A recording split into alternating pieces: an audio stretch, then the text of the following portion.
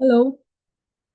So this video, I thought I will begin to start speaking about the fire element that I spoke about in the previous one. And the idea is to introduce you to the idea of Agni or Agni tattva, fire, in a way that makes it a little more easier to appreciate a human body in terms of the benefit of fire, but in terms of warmth, in terms of swaha, where Swaha has been mentioned as Agni's wife. But if you think of it carefully, when you work with the idea of it, the logic behind it, there's also the story that says an elephant was cursed because Agni went and hid behind an elephant. Um, and so elephant's tongue became crooked. Yeah, so those kinds of stories are there. Human beings sometimes have a difficulty speaking the truth. Also, when we speak, are some maybe having what's called a tongue tie, but that's not necessarily just it may not be a physical thing, but a difficulty for somebody to speak the truth because um, what is metabolized in the body, how then that shows up in our speech, in our ways of thinking, in our ways of being, could be slightly twisted because of also the spin, so to speak. Each person's bodily spin would be different. So our DNA has a dextrorotatory spin direction. While nothing just stands by itself, there would already be a complementary balancing force to maintain the balance. Yeah. So we have it's been said that about 10% of the population is left-handed people. And then we have, so there's also this reference at the Shankha. There's a Dakshinavarti and so right spiral shell, conch shell, and there's also the left spiral conch shell. Um, so what am I talking about? It is there is a balance in nature to maintain stability. And having said that, there are, for example, rhythms, circadian rhythms, intradian rhythms. There's also the idea of the Dashavatara and Dashami. There's also the idea of the Yuga chakras, yeah, where Satya Yuga, Dwapara Yuga, Treta Yuga, Kali Yuga, where time has been seen to be constructed over several thousands of years. While there is also this reference to Kala Dharma. In the Satya Yuga, some certain activities were happening. In the Dwapara Yuga, certain activities were happening. There's also the reference of the Mahabharata, and Ramayana Mahabharata, where there's been strife between family members, and challenges in the becoming process. And now is said to be the time when the strife is within a human. This has been heard since some time. But when we don't see how the process of becoming a human being itself has been over several cycles of evolution, and fire has played an important role in the evolutionary process. While other planets also have fire, and fire, earth, water, fire, air, spirit, space, these are elements that are also over time together forming the stars, planets, galaxies, asteroids too. And over time, there have been 5 major mass extinction events that also formed Earth. And so fire has played an important role. Carbon dioxide has been playing a role. So there are many, these mass extinction events have had their own play on the different elements. And that's there in our evolutionary cycles. So there's this idea of the Panchagni, or the Panchanga Veda. There's also this reference to Panchayagna, but Pancha Mahabhuta, But let's just say fire plays an important role in our own bodily metabolic processes. Yeah. Why am I saying this is when we think about human evolution having formed from several cycles of evolution, not just from microorganism to human being, but also uh, civilizationally. There were the Neolithians, yeah, and then over time, Bronze Age, that way, and then the Industrial Age, yeah. So several cycles of evolution. And now you're talking in terms of artificial intelligence, which was not there to be thought about earlier, or if they were there, we don't have excavation evidence for any of that, but we do see, for example, pictures of flying rockets or aeroplanes like structures, and this idea of the Vimana. So, but they are not there now, which means something happened such that they were not relevant or they didn't stand the test of time. And we now have AI now. So what is it we are doing now that then determines how what we are doing now stands the test of time, while we have several layers in the Earth's crust itself that's talking about there have been several other civilizations. Yeah. It's also, it's some of these thoughts also that then makes meristem intelligence, thinking in terms of original humane intelligence. What sustains the test of time and what is life working towards that then improves, optimizes our creations such that we are time sustainable. There's this idea of sustain the test of time such that we are not dying. Yeah. We are standing, it's like a department. So we're not having a Noah's Ark event or the mass extinction event because the creator would like a better culture forming and not just going into similar either self-destructive or not creative enough. We could do something better kind. Yeah. So if that's the case, what is that balance there between doing well enough to we could do better? Because we're all on Earth, and we have heard of Andromeda Galaxy being in different stages of merging with Milky Way Galaxy. So we need to maintain a certain composure. So we are going beyond that threshold of tolerance, yeah?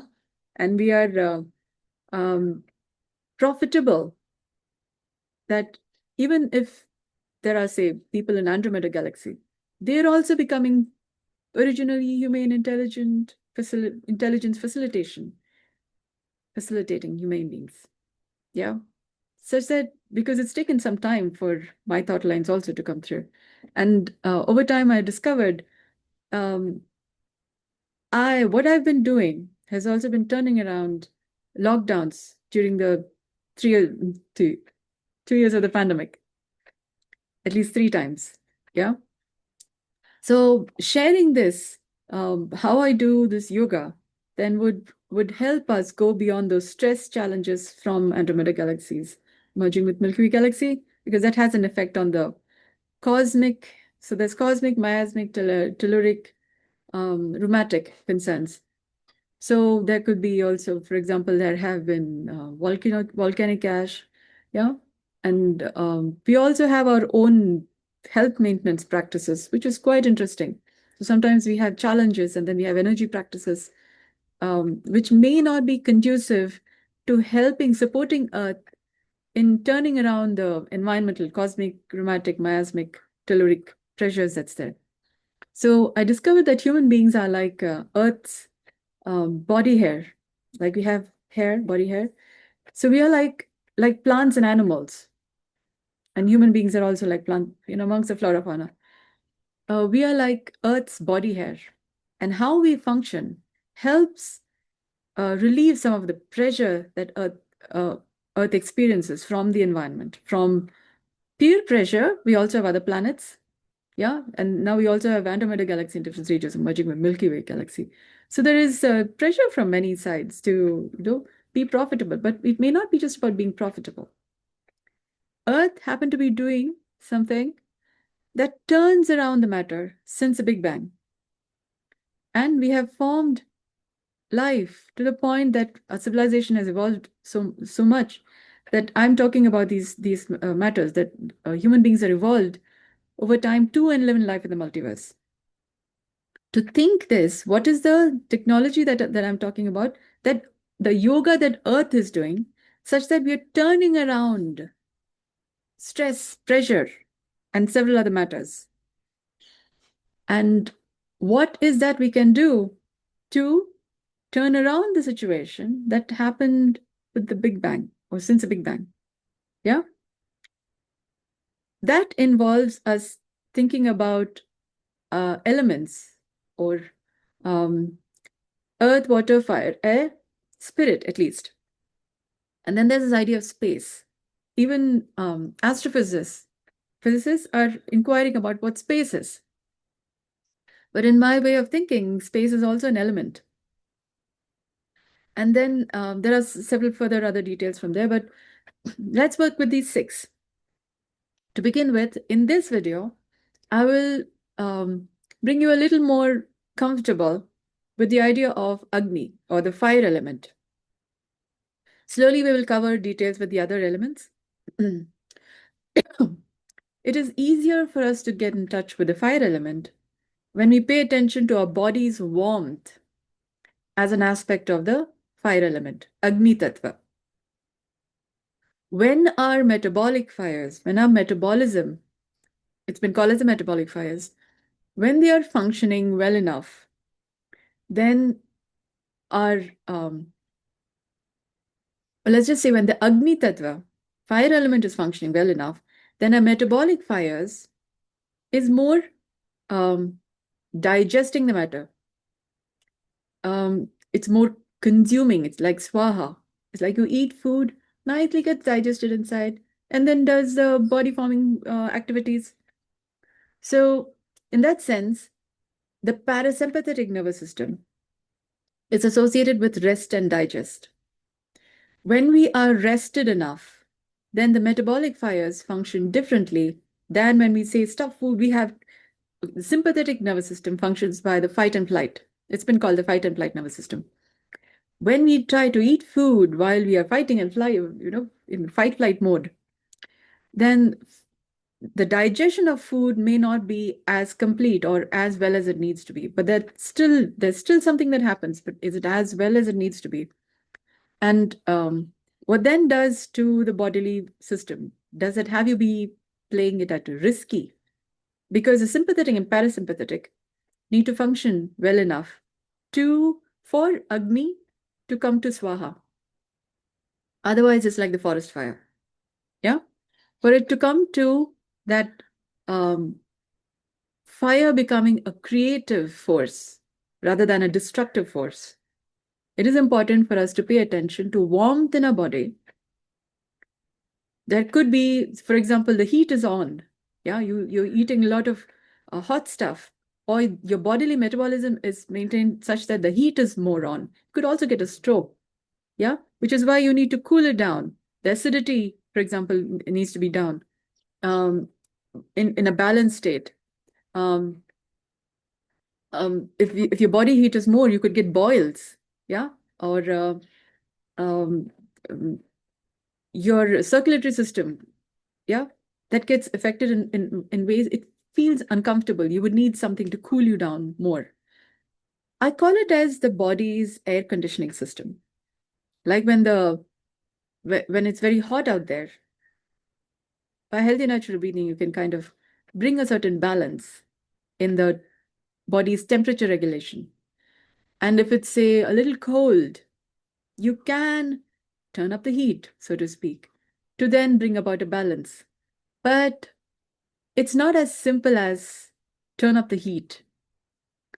It is when there is an imbalance between how the elements function, earth, water, fire, air, spirit, space, that then there is that's when there is an imbalance between who you are, how are you related with the elements, how's your genetic material related with your ancestral material, how is the microcosm related with the macrocosm, how is the masculine related with the feminine, how is the light self and shadow self, known and unknown, how are all of these different body parts related with each other? Sympathetic and parasympathetic nervous system, they hold the different body organs, body parts functioning together as one unit. Otherwise, we are like hands and legs, and we are just like different body parts put together and functioning and somehow making it through life. If that's the experience, or you have an experience of, like a wooden body part or any of that, that's because your sympathetic and sympathetic nervous system is not, you're not aware of that coordinated function that the sympathetic and parasympathetic nervous system brings together. For example, a lot of people who may be dealing with PTSD, maybe dealing with that condition because they are not as fine with being in tune with the sympathetic and parasympathetic nervous system, which then helps to regulate and bring things together and keep it together. So I'm just beginning a little bit on how do we go about it, because we have several ideas about what Agni Sara, or what the fire element makes available, but there's something much more subtler, because this brings together several elements. So I invite you to bring your attention to warmth anywhere in your body. It could be anywhere. For example, your armpits could be a place where you tend to notice warmth because you tend to sweat. If you don't appreciate warmth in your armpits, notice, say, for example, your groin, behind your knees, or in your neck, about the region of your neck, or inside your ears. Sometimes the ears could be hot, or in your palm. If you're not able to feel warmth anywhere, try touching your skin. Does your skin in some way feel warm? If it still feels cold, it could be that your hands are not used to feeling warmth. Yeah, the nerves of your hands are not sensitive enough. So maybe you could just hold your hand over, say, a little warmer, or just keep your hand in some thick rug, or a pillow or something, and until you can appreciate a certain amount of warmth in your palms. And then try feeling your skin and notice the skin in that body part. Okay, notice the warmth in your body anywhere. And then stay with that sense of warmth without, so if you need to touch your hand on your different body parts, then until you can get used to feeling warmth in that body part without having to use your hands to feel it, that would be a good point to go further in this coming together of your sympathetic and parasympathetic nervous system. Pay attention to warmth anywhere in your body and see if we can, be with that sense of warmth, stay with that sense of warmth, or your awareness of that warmth, without having to use your hands or something to touch on your hand, on your body, to feel that warmth. Which means without using anything, not even your hands touching, for you to be able to feel the warmth. Okay? And that may take some while, because this warmth is not just present in one or two parts of the body. Our whole body is functioning by warm blood. So whether or not you can feel warmth in your body is functioning by warm blood. Human beings have warm blood moving through their body. All human beings. You have a body that's human, you have warm blood moving through your body. You could feel cold because there could be something called as a Raynaud's phenomenon, where your peripheral nervous system is not so well innervated, because of which you're feeling coldness, or the warmth is not quite reaching the surface. But you have a body that's human, you have warm blood moving through your body.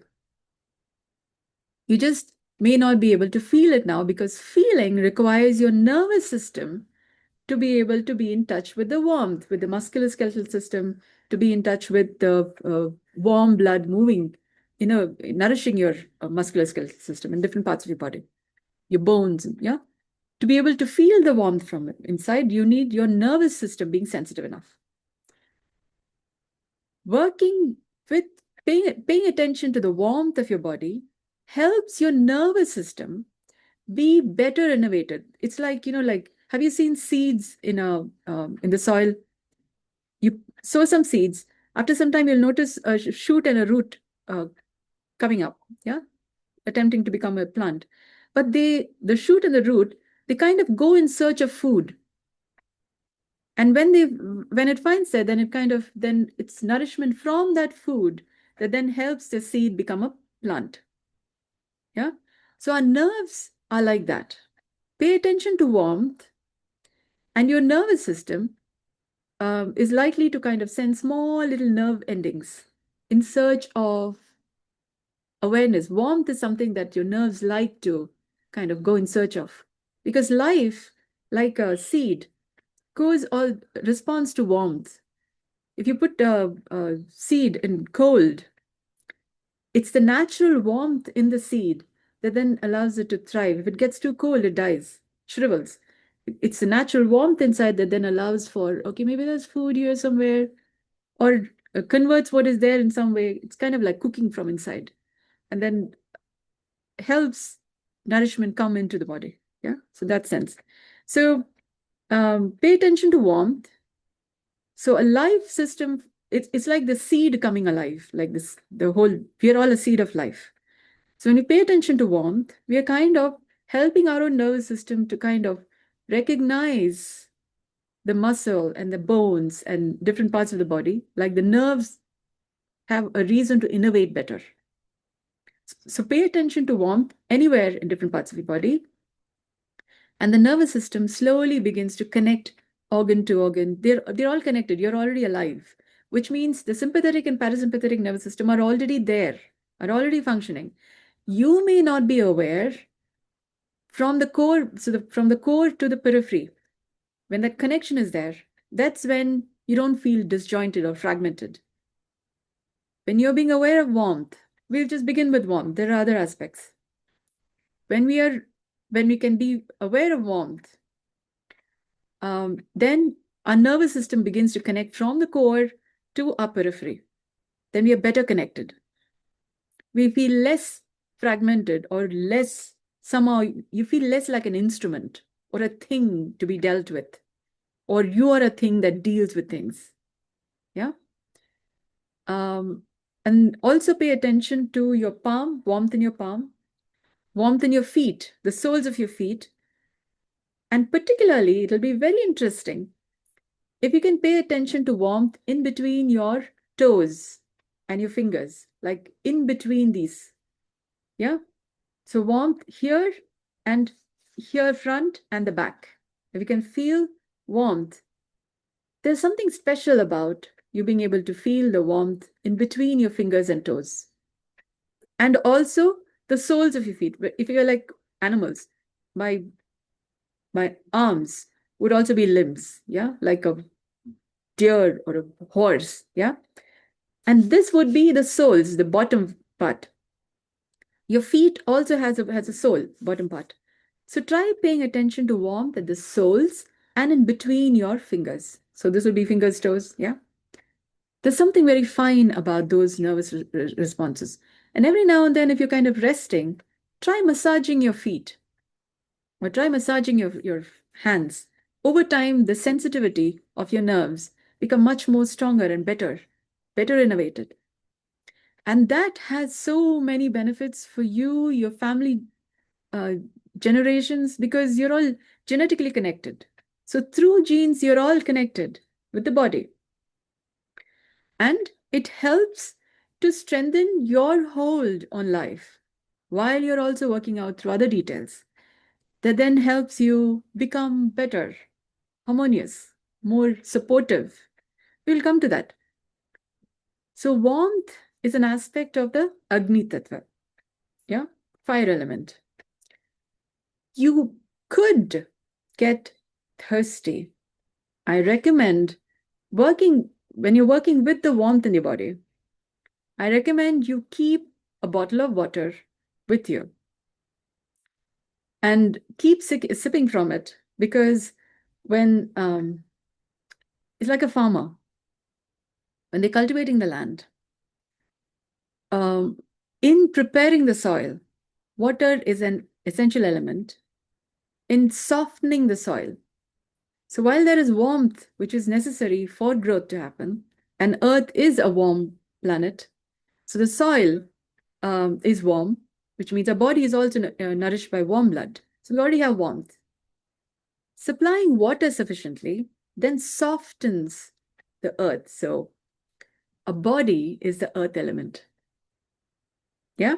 And the warmth is a fire element. So earth has fire element, and the body itself is the earth element.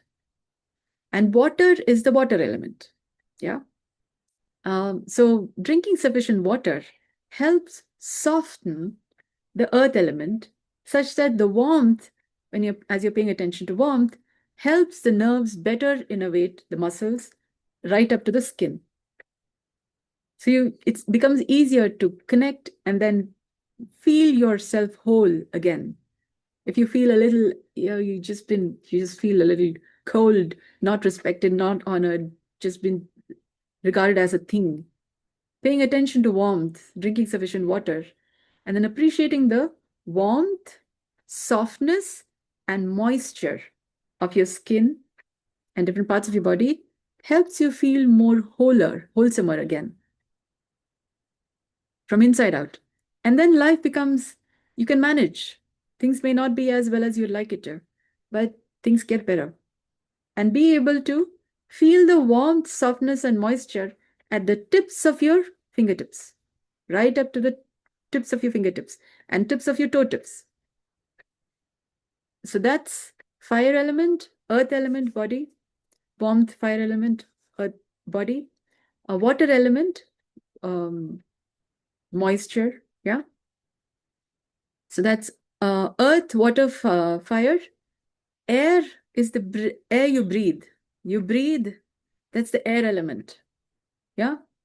Earth, water, fire, air, spirit. You have emotions. Whether you can feel your emotions, not feel your emotions, you have emotions. You have the spirit. You are alive. You have the spirit of an alive person. You're alive. And paying attention to your emotions. So it could be charged, positive, negative, positive emotion, negative emotion. You have emotions. You have spirit. Pay attention to what is that, the movement of emotions inside you. You're honoring the spirit element. Yeah. Just notice how the warmth, softness, moisture, the emotions moving through you, they're all connected.